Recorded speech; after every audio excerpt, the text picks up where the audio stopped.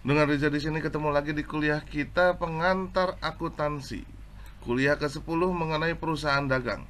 Sebelum kita mulai videonya ada baiknya untuk diklik tombol subscribe-nya dan diklik loncengnya agar selalu mendapatkan notifikasi dari kuliah-kuliah kita selanjutnya. Yang akan kita bahas di sini mengenai gambaran umum perusahaan dagang, yaitu jenis-jenis perusahaan, pengertian perusahaan dagang, karakteristik perusahaan dagang, dan ketentuan-ketentuan dalam jual beli barang dagangan. Jenis-jenis perusahaan dagang. Perusahaan dagang merupakan salah satu jenis organisasi yang bertujuan untuk menghasilkan laba atau bisnis. Jenis perusahaan dagang yang pertama ada perusahaan jasa, ada perusahaan dagang, dan ada perusahaan manufaktur. Jenis dan aktivitas perusahaan. Jenis perusahaan yang pertama adalah perusahaan jasa atau servis. Aktivitas yang diselenggarakan adalah menyediakan fasilitas jasa. Contohnya stasiun TV memperoleh pendapatan dari penayangan iklan dan acara TV. Selanjutnya ada jenis perusahaan dagang atau merchandise. Aktivitas yang diselenggarakan adalah memperjualbelikan produk atau barang dagangan. Contohnya toko buku membeli buku untuk dijual kembali ke pembeli. Selanjutnya ada perusahaan manufaktur atau manufacture. Aktivitas yang diselenggarakan adalah memproduksi dan menjual produk. Contohnya pabrik tebu yang memproduksi dan menjual gula. Perusahaan jasa. Output yang disediakan tidak dapat dilihat dan tidak dapat disimpan. Dari perspektif akuntansi, hubungan antara biaya dan pendapatan relatif tidak mudah ditentukan. Contoh dari perusahaan jasa yaitu perusahaan penyewaan kendaraan yang memberi jasa berupa penyewaan mobil kepada pelanggan. Selanjutnya adalah perusahaan yang kedua dagang. Ada perusahaan dagang adalah suatu perusahaan yang kegiatannya membeli dan menjual kembali barang dagangan tanpa merubah ada kantor akuntan publik yang memberi jasa berupa pengembangan sistem karakteristik dari perusahaan dagang. Yang pertama, output berbentuk fisik yang disebut dengan barang. Selanjutnya ada bengkel yang memberi jasa berupa pemeliharaan. Selanjutnya kegiatan utamanya adalah membeli barang dagangan untuk dijual kembali. Lazimnya terdapat persediaan barang dagangan. Dari perspektif akuntansi, terdapat hubungan yang jelas antara biaya pendapatan, yaitu antara biaya untuk memperoleh barang dagangan dan pendapatan dari penjualan barang dagangan.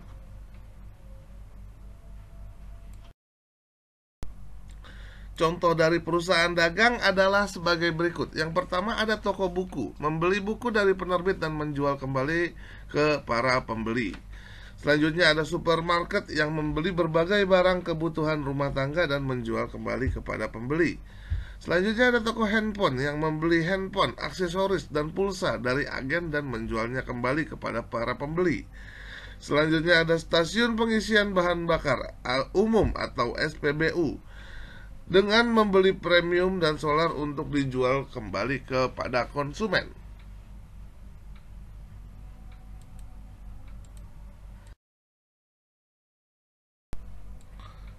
Transaksi atau pembayaran. Transaksi barang dagangan dapat dilakukan dengan berbagai cara, baik secara tunai maupun secara kredit.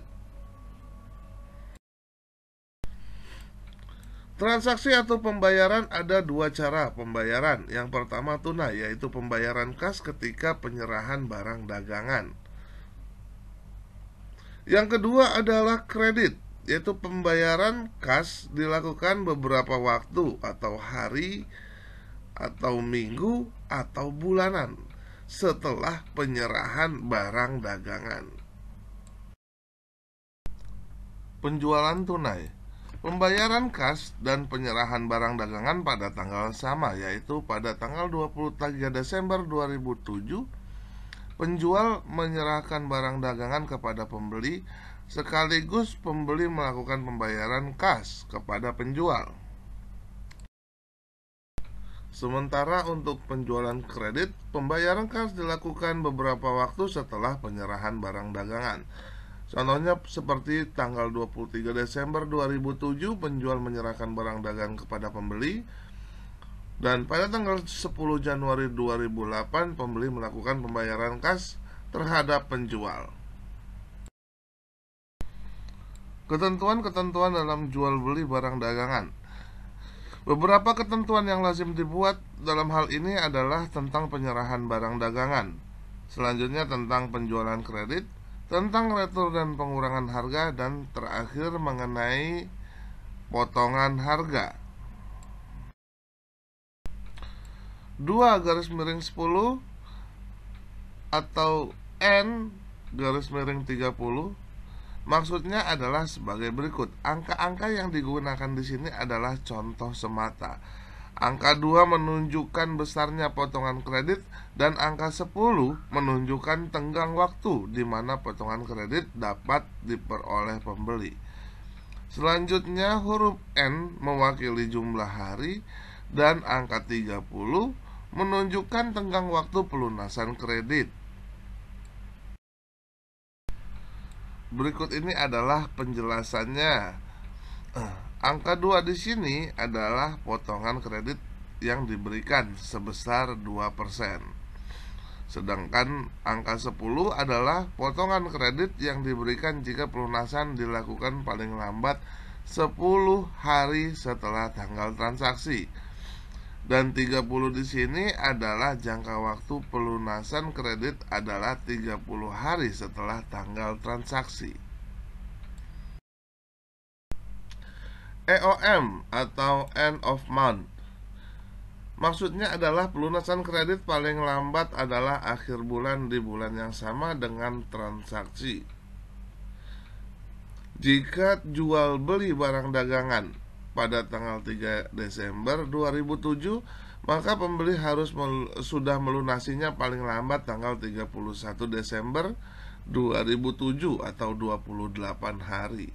Jika jual barang dagangan pada tanggal 23 Desember 2007, maka pembelinya harus sudah melunasinya paling lambat 31 Desember 2007 atau 8 hari. Ketentuan tentang retur dan pengurangan harga. Retur sama dengan barang dagangan yang diterima tidak sesuai dengan pesanan pembeli, dan pembeli mengembalikan barang dagangan tersebut kepada penjual. Dan pengurangan harga maksudnya adalah barang dagangan yang diterima tidak sesuai pesanan. Pembeli tidak mengembalikan barang dagangan tetapi meminta pengurangan harga kepada penjualan. Ketentuan tentang potongan harga yang lazim disebut dengan diskon. Ada dua macam potongan. Yang pertama, potongan tunai atau cash discount, diberikan karena pembeli membayar secara tunai. Yang kedua adalah potongan dagang atau trade discount, diberikan karena pembeli membeli dalam kuantitas yang banyak atau karena pembeli adalah pelanggan utama. Potongan dagang ini langsung mengurangi harga beli, dan harga perolehan adalah harga bersih setelah dikurangi potongan dagang. Potongan harga tidak dicatat di akun tersendiri. Akuntansi perusahaan dagang. Tahap-tahap akuntansi di perusahaan dagang juga berlaku di perusahaan jasa. Ada dua topik tambahan dalam perusahaan dagang. Yang pertama, pencatatan persediaan barang dagangan. Yang kedua adalah penghitungan harga pokok penjualan atau HPP dan laba rugi kotor atau gross profit.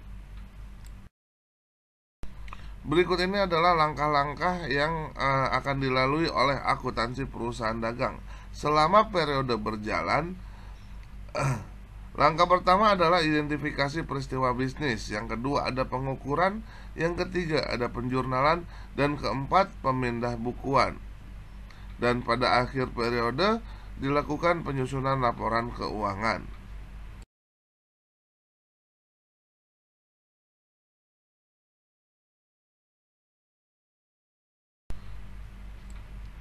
Dan pada akhir periode akuntansi perusahaan dagang harus ada pembuatan neraca saldo, pencatatan jurnal penyesuaian, pembuatan neraca saldo setelah jurnal penyesuaian, perhitungan laba rugi dan pembuatan laporan laba rugi, pencatatan jurnal penutup, pembuatan laporan perubahan modal, neraca dan laporan arus kas, serta pencatatan jurnal pembali. Pencatatan persediaan barang dagang terdapat dua metode pencatatan. Yang pertama adalah periodik atau pencatatan ke akun persediaan barang dagangan dilakukan hanya pada akhir periode. Yang kedua adalah perpetual atau continue. Pencatatan di akun persediaan barang dagang dilakukan setiap terjadi perubahan persediaan barang dagang, baik itu pengurangan maupun penambahan. Dan harga pokok penjualan dicatat pada setiap transaksi-transaksi penjualan. Perhitungan HPP dan laba kotor. Harga pokok penjualan atau HPP adalah harga perolehan barang dagangan yang dibeli dan telah terjual. Laba kotor dihitung dari pendapatan yang berasal dari penjualan bersih di barang dagangan dikurangi dengan harga pokok penjualan. The motivation. Winner is not people who never fail, but people who never quit. Sekian kuliah kita pada hari ini, semoga bermanfaat buat kita semua. Keep your spirit to learn more. Please like, share, and comment. Dan jangan lupa untuk diklik tombol subscribe-nya dan diklik loncengnya agar selalu mendapatkan notifikasi dari kuliah-kuliah kita selanjutnya. Terima kasih.